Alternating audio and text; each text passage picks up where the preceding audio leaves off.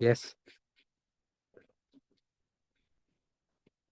चलिए। So part से idea is that in one class you should have an idea about the entire constitution, ताकि आगे के जब हम चैप्टर्स पढ़ेंगे तो आपको पता होगा। और इस एक क्लास से I am telling you, last year from this one class 3 questions came in prelims and state PCS में तो आपको न जाने कितने क्वेश्चन मिलेंगे, whichever state PCS you belong to, doesn't matter. So parts and articles, let us revise the entire constitution in one go. आपको बहुत सारी चीजें नहीं पता होंगी, सिर्फ सुनते रहिए। जहां डाउट आए, जहां पर भी स्पीड थोड़ी ज्यादा लगे, please pause and ask me कि सर ये एक बार और बताइए, एक बार और समझाइए। So part one,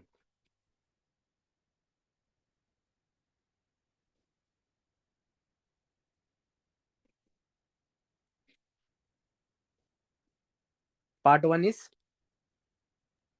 union and Union Secretary. its territory. Yes, very important articles are from art, or all the articles are article 1 से article 4 तक। आर्टिकल 1 जो है भारत का नाम तय करता है, भारत के स्टेट्स का नाम तय करता है, भारत की सारी टेरिटरी डिफाइन करता है। Article 1 talks about India, that is Bharat is a union of states. But article 1 also defines or determines the territory of India as well as the territory of states also. अब आप कहेंगे कि sir मैंने तो article 1 पढ़ा था, तो उसमें ये नहीं लिखा था कि जम्मू एंड कश्मीर की टेरिटरी कितनी है। तो वो सारी चीजें कहाँ लिखी रहती हैं? Where will the name of all the states and their territories be mentioned? Schedule 1. One. Schedule 1. All that information is kept in a schedule. So जब लद्दाख बना, जब जम्मू एंड कश्मीर बना as a union territory, if I ask you which schedules of the Indian Constitution will be amended?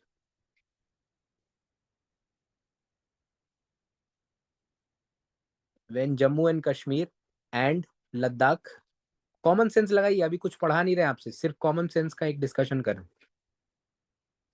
1, 4. Article 1 and article 4 और schedule 1 and schedule 4? Schedule 1 and Schedule 4, sir. Yes, Schedule 1 and Schedule 4 are amended because Schedule 1 talks about the name and territory and Schedule 4 talks about the allocation of Rajya Sabha seats.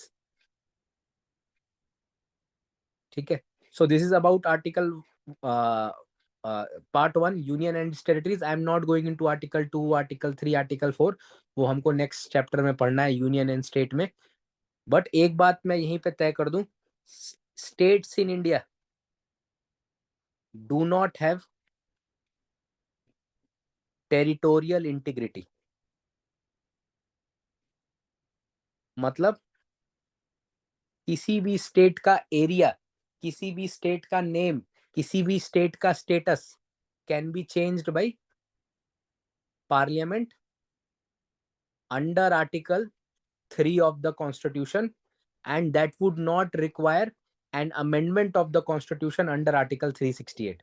यानी सरकार अगर चाहे तो एक simple majority से constitution को amend करके West Bengal को कल को यूनियन टेरिटरी बना सकती है। It is the power given to the parliament under article 3। So states in India do not have territorial integrity. their territory boundaries are not fixed, they can be changed by parliament if it wants। and will the states be voting in that constitutional amendment? Will the states vote? No, sir. They No, should, sir. no, they should, but article 4 कहता है कि इसको it is not considered an amendment of the constitution under article 368। Constitution ये बात खुद ही कह देता है, एक बार आर्टिकल 4 देख लीजिए।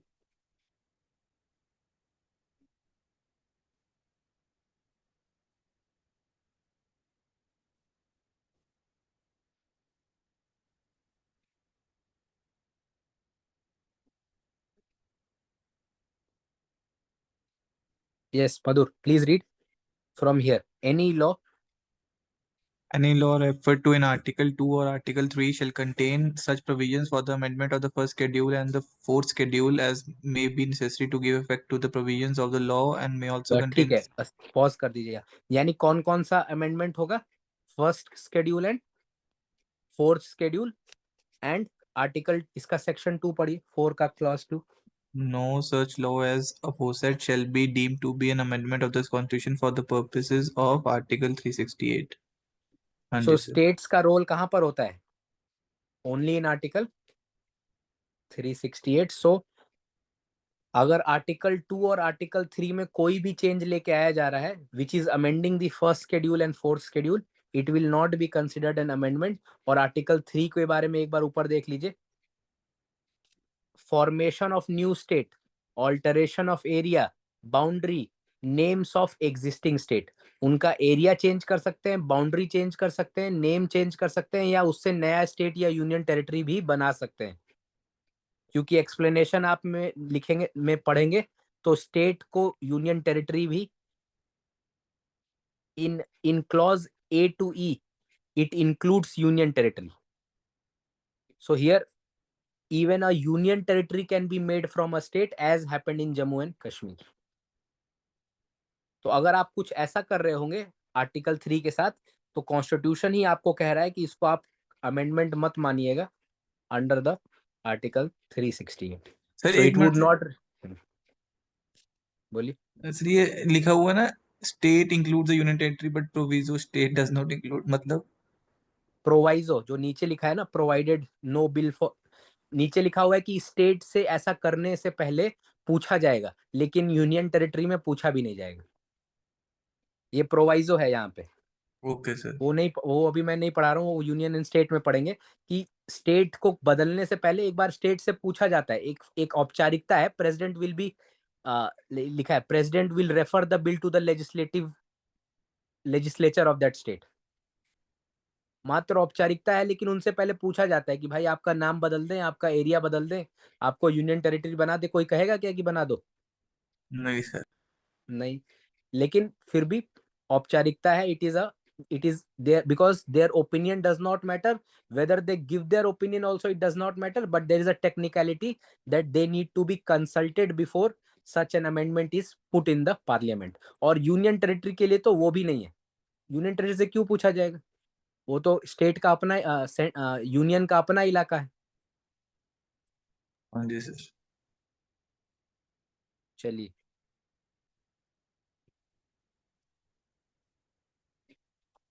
पार्ट 2 में जब आपने टेरिटरी बना ली तो आप फिर क्या तय करेंगे कि उस टेरिटरी में कौन से लोग रहेंगे। So part 2 will be talking about the citizens. अब मुझे ये बताइए that all of you sitting in this class, are you citizens of India as per the constitution of India? Yes sir. No sir. No, correct. Why not? Sir उसके लिए अलग से act आया था 1955 में सर, कॉन्स्टिट्यूशन के time में तो जो लोग उस समय थे उन लोग के बारे में बात कर रहे हाँ, थे। The constitution gives citizenship only till commencement of the constitution. यानी सिटीजनशिप के बारे में संविधान सिर्फ 26 जनवरी 1950 तक, people who came to India till the commencement of the constitution, their citizenship is dealt in the constitution itself. उसके बाद का सिटीजनशिप जो है, it is that power is given to parliament to make a law. So part 2 talks about citizenship, article 5 to article 11, but it only talks about citizens of India till the commencement of the constitution. What is the date of commencement of the constitution? Yes, 26 जनवरी 1950। yes, 26th January 1950। तो इसके बाद के लोगों को citizenship कैसे मिलेगा? By an act of parliament. Parliament has passed a law and amended it many times. Most recently in 2019, क्या नाम है उस एक्ट का?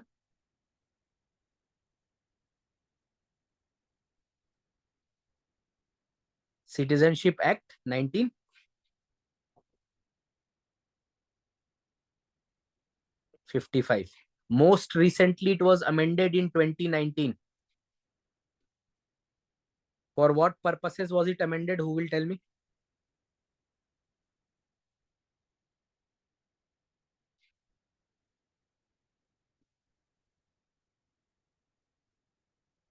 To give citizenship to people who have come from Bangladesh, neighboring countries. Pakistan, and yes, Pakistan, Bangladesh Af- and Afghanistan. Afghanistan. और कौन से वो लोग होंगे? Sir, the minorities there. Yes, it talks about 6 minorities, that is Hindus, Buddhists, Sikhs, Christians, Jains and Parsis. और वो भी कब तक? Those who have come by 2014. 2014 से पहले जो भारत में आ चुके हैं, जो स्टेटलेस लोग रह रहे हैं यहाँ से आके, उनको हमने एज अ ह्यूमैनिटेरियन जेस्चर नागरिकता दी, भारत की नागरिकता दी under citizenship act 29, citizenship amendment act 2019. ठीक है, आर्टिकल 3 में आ जाइए. सर मतलब सर ये आर्टिकल नहीं है, ये एक्ट है. ये सिटीजनशिप, हाँ ये देखिए, आर्टिकल तो कॉन्स्टिट्यूशन में लिखा रहता है. Okay sir. कॉन्स्टिट्यूशन के आर्टिकल के आधार पे कुछ एक्ट्स पास होते हैं.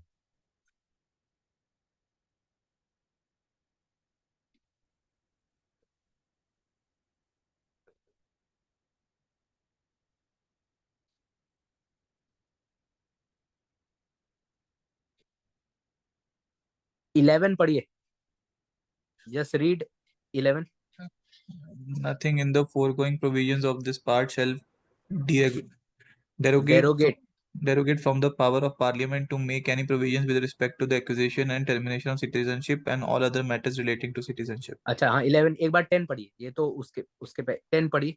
Every person who is or is deemed to be a citizen of India under any of the foregoing provisions of this part shall, subject to the provisions of any law that may be made by Parliament, continue to be such citizen. Okay. हाँ, so this continuation of citizenship is subject to the parliamentary law, and Article 11 says Parliament has the right to regulate citizenship by law. समझ गया. ठीक है, सो ये अब constitution ने इनको power they the law बनाने की, वरना हमारा कॉन्स्टिट्यूशन क्या कहा किनको सिटीजनशिप दे रहा है? Only till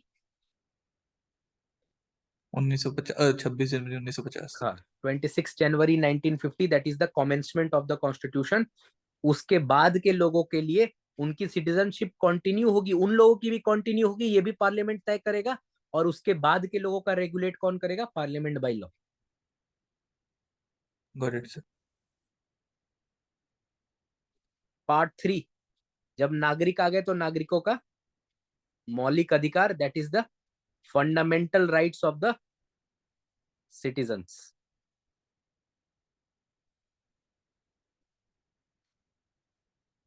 article 12 to article 35, and very important articles are Article 12 itself, Article 13, Article 21, and Article 32. Article 12, it is the definition of state.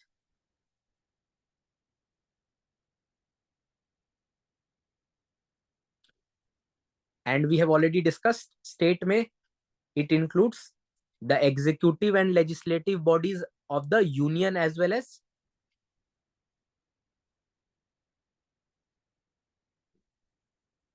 Union का एग्जीक्यूटिव और लेजिस्लेचर, जुडिशरी का एग्जीक्यूटिव और लेजिस्लेचर, लोकल बॉडीज, और इसके साथ में क्या आ जाएगा? Even bodies which are under the control of the government. So even private bodies doing public work, they will also be in the definition of state. इस definition of state का use article 13 में किया जाता है. Any law passed by state violating fundamental rights will be, क्या हो जाएंगे? Constitutional. ऐसे laws जो, हाँ, they will be null and void or unconstitutional. So this is the basis of judicial review. Article 21 supreme court के हिसाब से this is considered to be the heart of the और soul of the Indian constitution. अलग अलग लोगों के हिसाब से भारत के कॉन्स्टिट्यूशन का सोल अलग अलग है. If you talk about doctor Ambedkar, he considers which article to be the soul of the Indian constitution? 32. Article 32. Without Article 32, fundamental rights have no meaning. They will be paper rights. But Supreme Court Article 21 को जो है soul of Indian Constitution मानता है. It is right to life and personal liberty.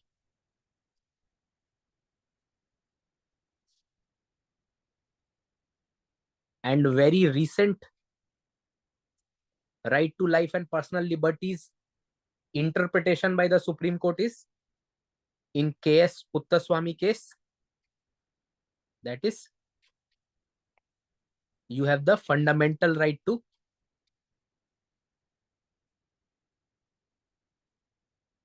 privacy. Then Article 32. Article 32 is basically dealing with your right to constitutional remedy. Sir वो जो right to be forgotten वाला जो था वो भी इसी के अंदर प्रिवेसी हाँ, राइट टू प्रिवेसी के अंदर है. Yes. So right to constitutional remedy, इसमें अगर आपका कोई भी फंडामेंटल राइट वायलेट होता है, if your fundamental right is violated, आप सीधे कहाँ जा सकते हैं?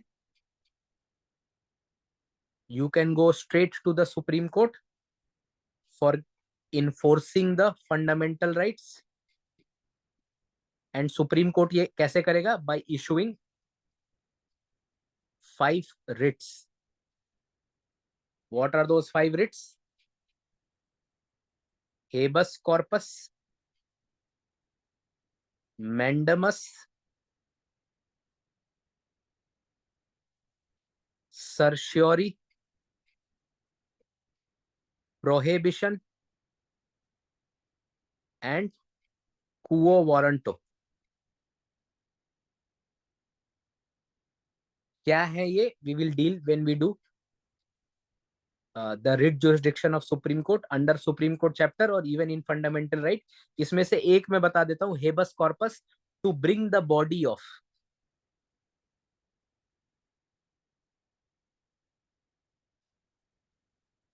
मान लीजिए कि आपको कहीं इलीगल कन्फाइनमेंट में डाल दिया गया है.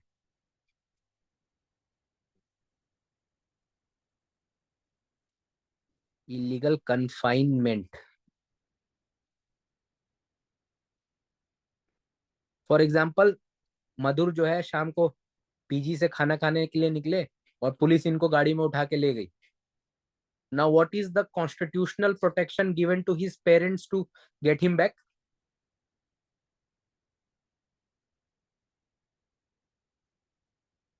किसी ने पिछली क्लास में, जब ये मैंने पिछले बैच में पूछा था, तो somebody said Gandhi ji. 32 sir. हाँ, so they will be going to the High Court or Supreme Court.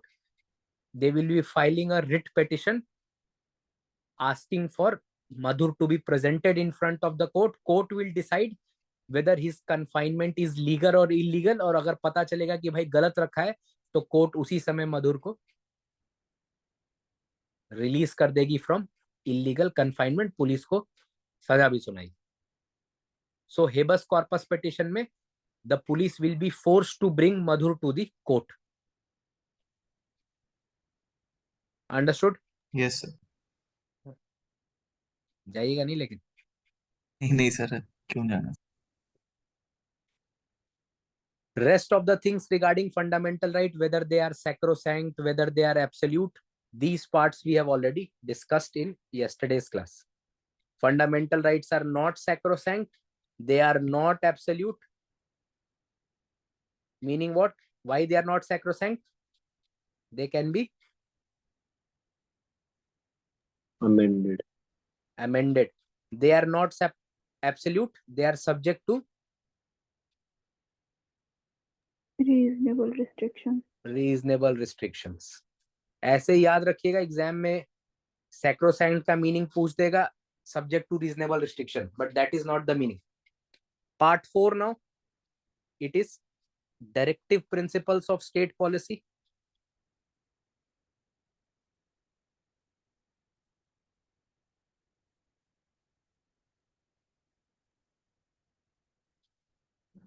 Article 36 to Article 51. We have already discussed. These are directives given by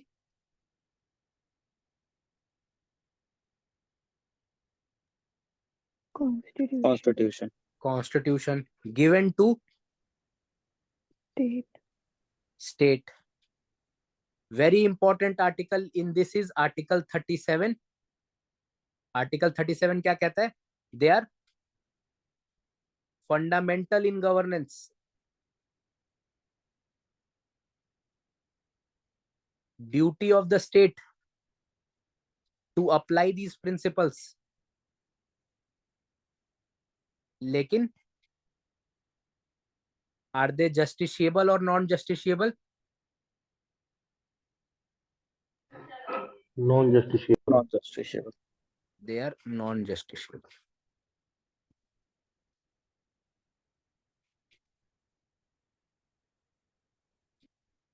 Another important article is Article 38. Article 38 discusses about Shavya. How is your father? He is fine. Okay, good. Thank you, sir. Article 38, it establishes the type of state we will have. We will have a welfare state, not a police state. क्योंकि हमारे state के ideal क्या होगा? Social, economic and political justice. क्या ये सब constitution में लिखा हुआ है? Are social, economic and political justice mentioned in the constitution? जी सर। कहाँ लिखा हुआ है? Yes, preamble. उसके अलावा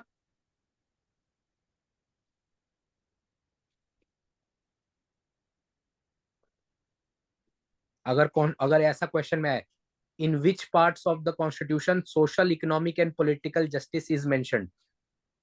1 preamble, 2 fundamental rights, 3 DPSP, 4 fundamental duties. More than one is correct. So mentioned या फिर discussed? नहीं, mentioned. 1, 3, 4 1, 3 fundamental duty में भी. सर वो था ना एक, we should protect our justice social, वो कुछ था ना। ऐसा नहीं है. You are talking about equality, concept of brotherhood and to protect. Yes sir. तो बट वहां पर सोशल, इकोनॉमिक और पॉलिटिकल मेंशन नहीं है. You are talking about 51 AE. तो it is preamble and DPSP. कैसे DPSP? हाँ, पढ़िए अब.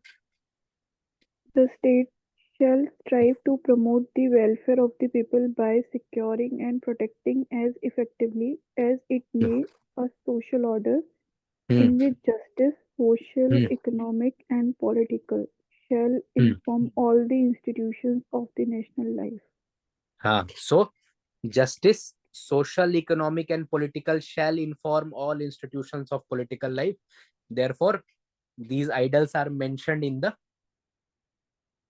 DPSPs as well, other than the preamble. ठीक है, चलिए अब आ जाइए. DPSP में very important article is very important from today's perspective because it has been in news. Article 44. What is Article 44? Although यहाँ पर कॉन्स्टिट्यूशन के टर्म्स में 39 बी और सी बहुत इंपॉर्टेंट है, लेकिन इसको 39 A B C D E देखेंगे when we will do DPSPs. It is dealing with concentration of wealth, to prevent concentration of wealth, distribution of economic resources, equal pay for equal work, ऐसी सारी चीजें हैं. इसका एक mnemonic भी है, lower divisional commissioner goes to primary health care centre, but आज नहीं डिस्कस करेंगे, अदरवाइज सिर्फ यही करते रह जाएंगे. We will discuss when DPSP comes. Article 44 is very important. State shall endeavor to establish, yes, a uniform civil code. Article 46 is also important. Can you tell me why Article 46 is important? It is the basis of reservation for socially and educationally backward classes. नहीं, socially and educationally के लिए तो Economically. हाँ 15 और 16 में mentioned है. Basis for reservation of economically weaker section. अगर मैं आपसे ये पूछूं, the term economically weaker section is mentioned in the constitution of India, correct और incorrect? Correct. Yes, which article? अभी लिखा सर 46 है. ठीक है, आपने बोला है तो पढ़िए, 46 पढ़िए मधुर. The state shall promote with special care the educational and economic interest of the weaker section of the people, and in particular of the scheduled castes and the scheduled tribes, and shall protect them from social injustice and all forms of exploitation. So it is talking about educational and economic interests of weaker sections of the people. सरकार ने इसी को आधार बना के 10% reservation लेके आए हैं for EWS. What is the constitutional amendment? 103rd. Yes, 103rd constitutional amendment, which provides 10% reservation for economically weaker section. वरना आप जब रिजर्वेशन के इतिहास में जाएंगे तो in Indira Sawhney case, supreme court had struck down poverty as a criteria for reservation. Supreme court ने बोला कि रिजर्वेशन का क्राइटेरिया क्या है? Social and educational backwardness. ये सोशल एंड एजुकेशनल बैकवर्डनेस कहां पर मेंशन्ड है कॉन्स्टिट्यूशन में, विकास?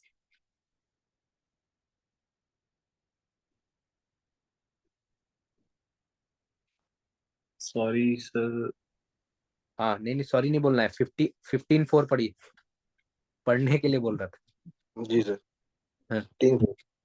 Nothing in this article in clause 2 of the article 29 shall prevent the state from making any special provision for the advancement of any socially and economically and educationally backward classes of Yes, citizens. so socially and educationally backward classes को पढ़ाई में education में reservation मिलेगा 15 में, और job में reservation मिलेगा under article 16. हाँ, पढ़ लीजिए एक बार 16 का भी for the benefit of everybody. Nothing in this article shall prevent the state from making any provision for the reservation of appointment or post in favor of any backward class of citizen which in the opinion of state is not adequately represented in the service under the state. हाँ, so here backward classes of citizen is mentioned. इसके अलावा अगर आप ऊपर के article पढ़ेंगे तो scheduled caste and scheduled tribe is also mentioned.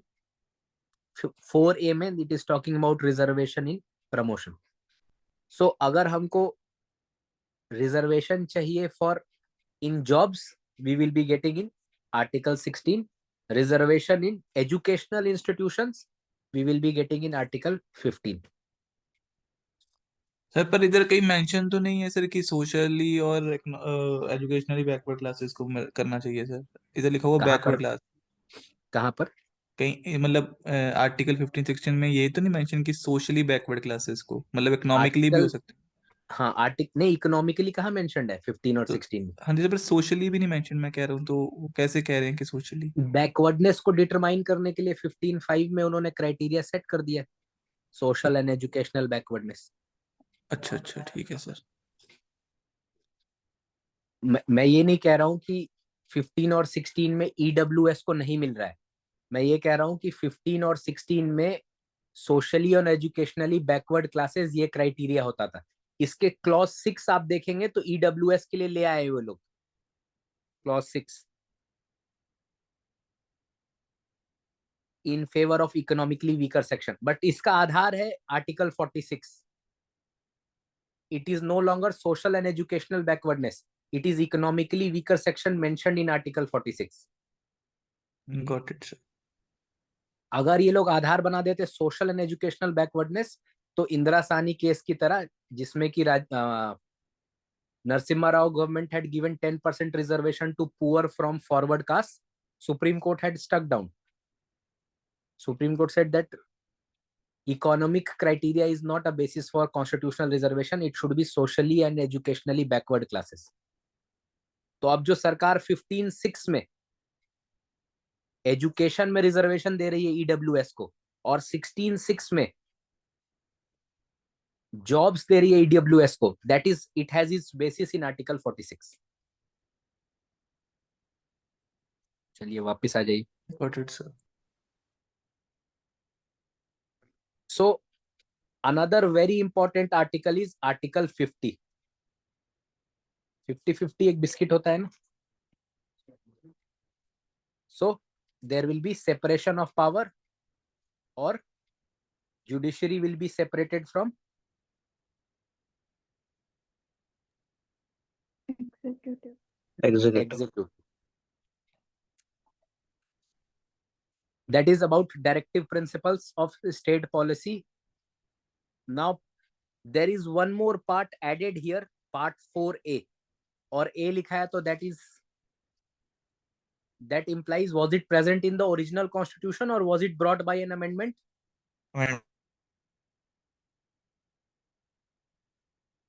अगर कैपिटल में ए लिखा है, मतलब कैपिटल में कोई भी कैपिटल में कोई भी आर्टिकल का या कोई भी पार्ट का या कोई भी शेड्यूल का लेटर अगर कैपिटल में हो तो समझ जाइए कि वो अमेंडमेंट से आया, fundamental duties brought by which amendment?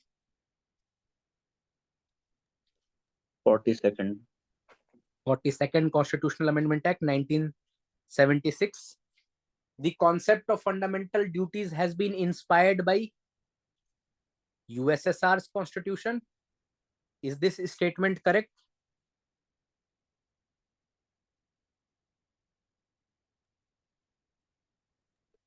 Yes? Yes, sir. No. It is by Swaran Singh committee's recommendation, but yes, the idea that the constitution should have a fundamental duty is mentioned in the USSR constitution, but the fundamental duties are on the basis of Swaran Singh committee recommendations, and there is only one article, 51A. And how many fundamental duties are mentioned here? 11.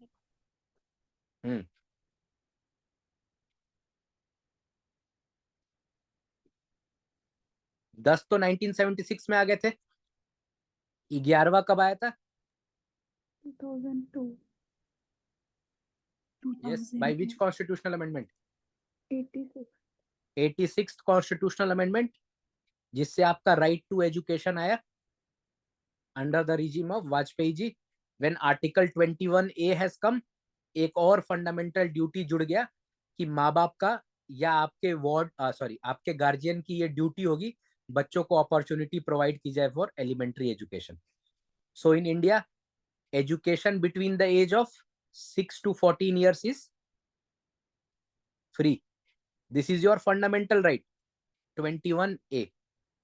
उसके corresponding एक duty भी माँ बाप को दी गई कि आप बच्चे को जो है पढ़ाई लिखाई में लगाइए, IAS बनाइए।